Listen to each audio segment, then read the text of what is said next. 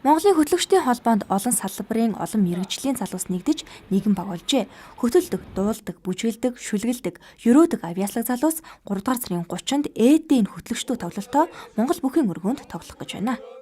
За манай залуучууд ер нь дандаа авьяаслаг юм хөтлөгч дуучин залуусын нэгдэл Монголын хөтлөгчдийн холбоо гэдэг 3 нас хүрч байгаа. 3 жилийнхэн ойд хамгийн ихний төлөвлөсөн томоохон ажлын нэг бол одоо ээдийн хөтлөгчдөө гэж хөтлөгч хүн ямар мэдрэмжтэй, ямар ур чадвартай. За залуучууд бас нэгдэж яаж хамтдаа сайхан баг болж ажиллаж ард олондоо авьяас чадвар дуу хоолойгоо хүргэж болдсон бэ гэдгийг бас бид хүмүүс зоригтойгоор харуулахаар энэ тоглолтыг бол зохион байгуулж байгаа. Манай холбооны залуучууд бол одоо тус тусын ажил мэргэжилтэй. Жишээлбэл эмч хүн байж байхад одоо төрийн албаны шүүхийн шийдвэр гүйцэтгэх газар ажилладаг хүн байж байна. Яруу найрагч хүн байж байна. За мөн одоо мэргэжлийн дөөрийн дууны урлагийн одоо мэргэжлийн дуулаач байж ингээд тал талын мэргэжилтэй хэрнээ сэтгэл зүрхээр одоо энэ холбоонд авс утгах.